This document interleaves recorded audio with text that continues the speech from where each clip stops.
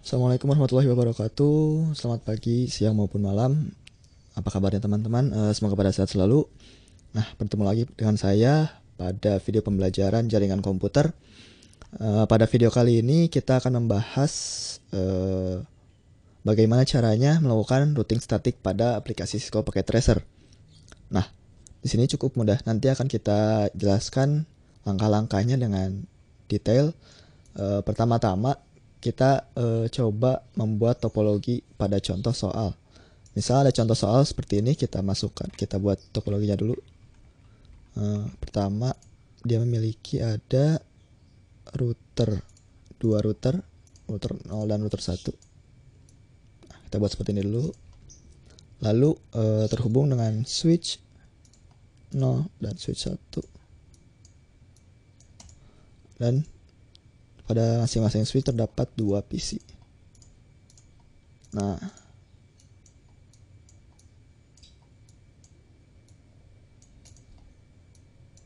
kita rapihkan dulu biar lebih mudah, biar enak dilihat. Nah, kita buat topologinya dulu. Kita terhubungkan jaringan yang ingin kita buat sesuai dengan contoh soal. Nah, pada contoh soal yang kali ini kita akan membuat seperti ini. Router 0 terhubung dengan router 1, lalu router 0 terhubung dengan switch 1 dan switch 0 maksud saya, dan switch 0 terhubung dengan PC 0 dan PC 1. Lalu pada router 1 terhubung dengan switch 1, dan pada switch 1 terhubung dengan PC 2 dan PC 3. Nah, biasanya nanti pada contoh soal terdapat topologinya sudah diberikan. Misal seperti ini, nanti teman-teman tinggal buat caranya seperti tadi. Tinggal di drag saja menu-menu di sini atau komponen-komponen yang ada di sini, lalu hubungkan dengan kabel auto atau kabel straight maupun crossover, mau manual juga nggak apa-apa. Cuma lebih mudah menggunakan kabel auto. Nah, seperti ini. Tapi walaupun setelah kita hubungkan seperti ini, jaringan yang ada di sini belum terhubung satu sama lain, atau PC 0 dan PC 1 maupun PC 2 dan PC 3 juga belum terhubung satu sama lain. Nah, langkah selanjutnya kita akan melakukan setting router atau routingnya. Kita akan setting routing. Nah, pada setting routing ini yang pertama-tama kita harus memberikan alamat pada masing-masing komponen di sini. Ada router 0, router 1, PC 0, PC 1, PC 2 dan PC 3. Masing-masing harus memiliki IP atau alamatnya. Jika tidak, kita tidak tahu harus mengirimkan kemana. Nah, pertama-tama kita akan setting router 0 dulu. Kita klik saja, lalu kita klik CLI. Nah, ketika tulisan seperti ini, kita ketik 0 saja, lalu enter. Enter lagi. Nah, sudah muncul router, tulisan router seperti ini. Nah, sini kita bisa mulai men-setting IP pada router. Kita enable dulu routernya dengan command enable seperti ini, lalu enter. Sudah masuk. Jika berhasil, ada ininya berubah, tanda panah seperti ini jadi tanda pagar. Lalu kita masuk ke konfigurasi terminal. Kita ketikkan configure terminal. Nah, enter.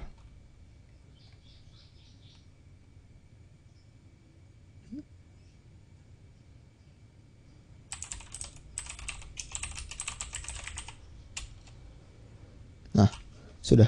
Sepertinya tadi salah ini typo di sini.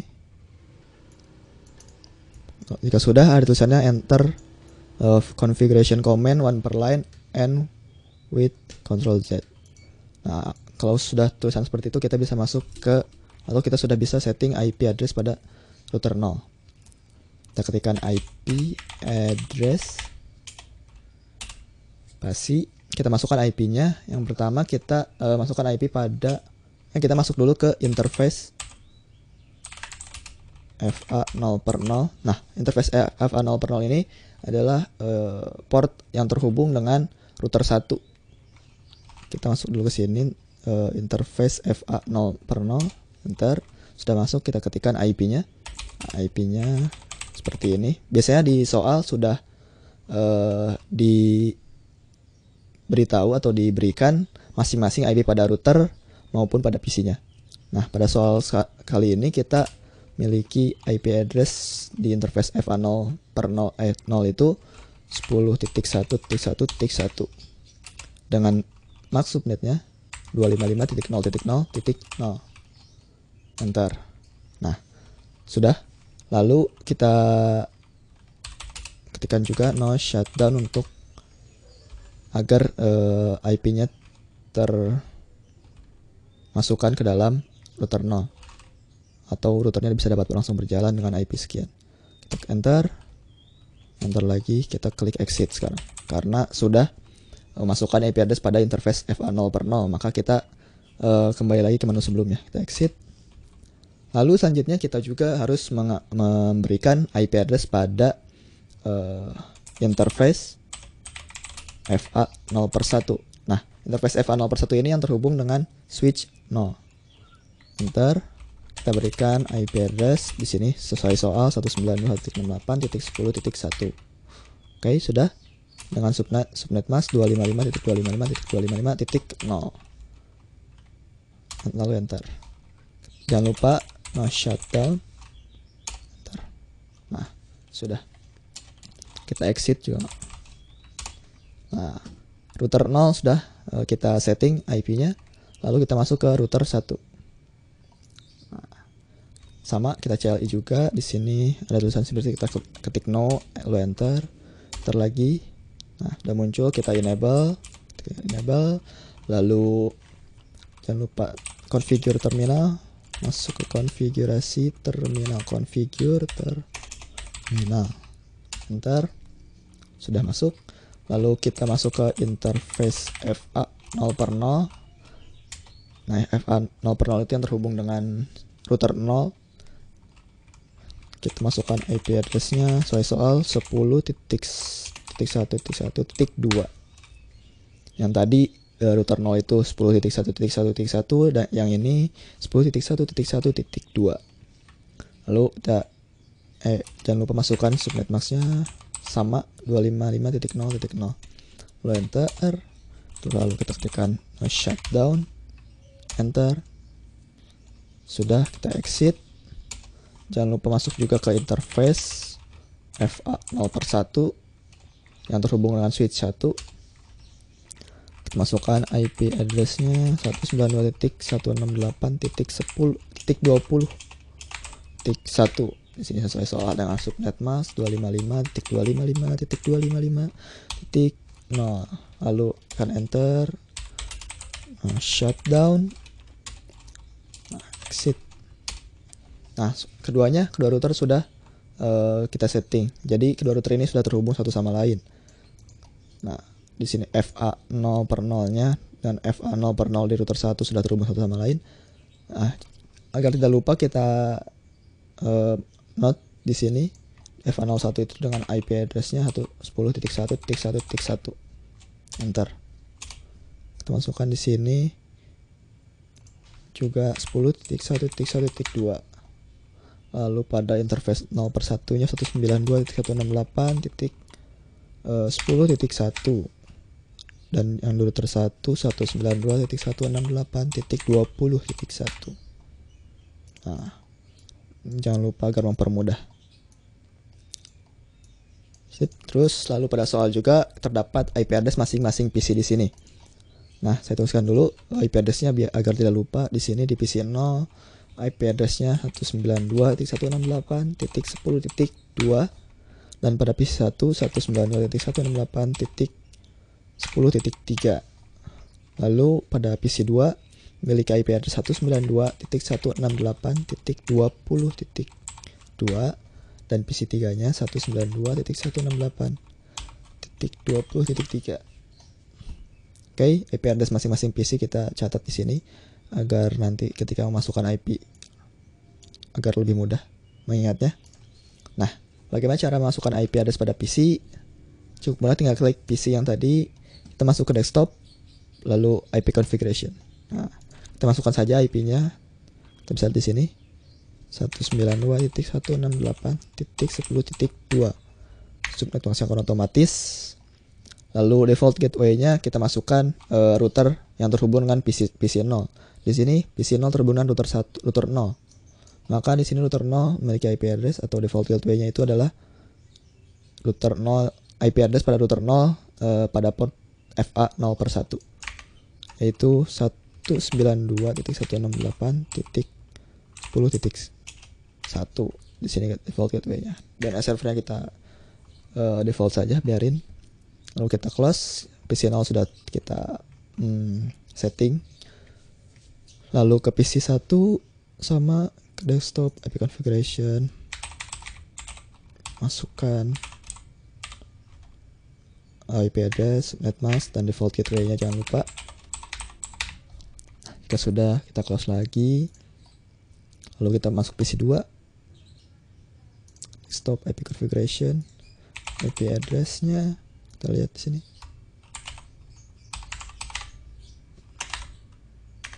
Nah, default gateway-nya beda dengan PC 0 dan PC 1 karena PC 2 terhubung dengan ke router 1. Di sini router 1 memiliki IP address 192.168.20.1. Nah, sudah, kita close. Lalu terakhir PC 3, desktop, IP configuration,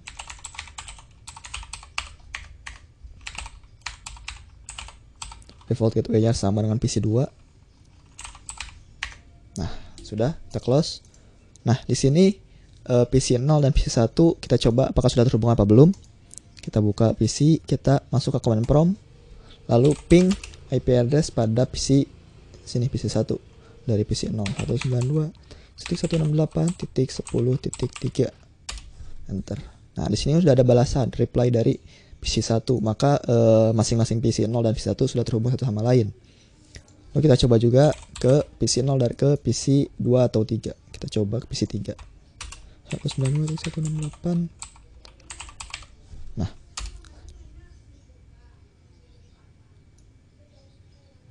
di sini destination non reachable.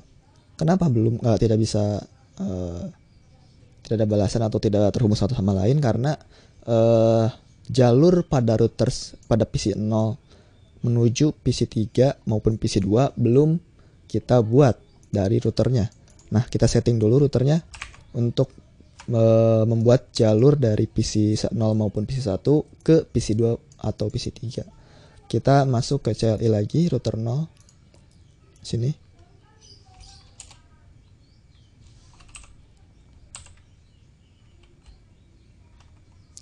Sini kita masuk sini, kita masukkan IP routing, IP root, masukkan IP dari jalur sini, ya jalur ke dari 01 ke sini, yaitu masuk ke 192.168.20. Sini titik 0. Kita mengambil dari nilai terendah dari IP 192.168.20 ini. Masukkan 192.168.20.0, bukan 1. Lalu masukkan juga subnet max-nya 255.255.255.0. Nah, jangan lupa juga masukkan IP address dari jalur sini ke sini. Nah, menuju jalur ini, masukkan IP address dari interface FA 0/0 dari router 1, yaitu 10.1.1.2. lalu kan enter. Nah, sudah, kita close saja. Lalu jangan lupa kita setting juga router satunya. Di sini IP root, kita masukkan IP yang ini, router 0, 10.0. Lalu subnet max-nya dan juga jalurnya 10.1.1.1. Enter. Sudah, kita close lagi. Lalu kita coba lagi dari PC 0 ke PC 3. Kita ping lagi.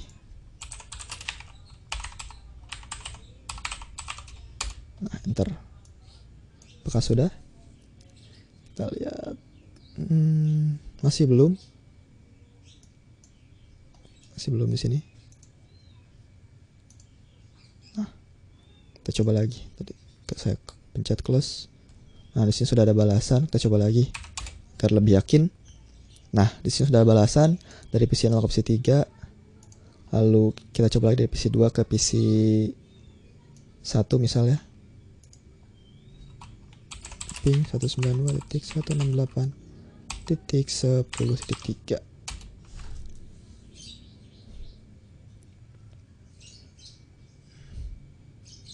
Nah, sudah ada balasan, sudah terhubung. Kita coba lagi, lebih yakin. Nah, sudah terhubung, benar-benar sudah terhubung. Nah, untuk routing statik hanya seperti itu saja. Mudah kan? Kita hanya perlu memasukkan IP address pada masing-masing router di sini dan juga pada masing-masing PC yang ada di sini. Lalu tentukan jalur penyeberangan. Kalau saya menyebutnya dengan jalur penyeberangan agar lebih mudah mengingatnya. Jadi di sini ada jaringan dari router 0 di sini. Agar bisa menyeberang ke router 1 di sini, kita tadi membuat jalur penyeberangan menggunakan komen IP route tadi. Dengan dari sini menyeberang ke IP sini melalui jalur dari sini ke FA 0/0 dari router 1 atau masuk ke 10.1.1.2. Jadi dari tadi IP route itu membuat jalur dari PC 0 harus melalui ke sini default gateway-nya. Lalu dari sini dari router 0 dikirim atau harus diarahkan jalurnya ke masuk ke dalam 10.1.1.2 ini. Lalu dari sini kita masuk ke 192.168 di sini. Lalu terhubung ke PC 2 maupun PC 3. Nah, untuk static routing mungkin mudah. Mungkin sekian dari yang dapat saya sampaikan.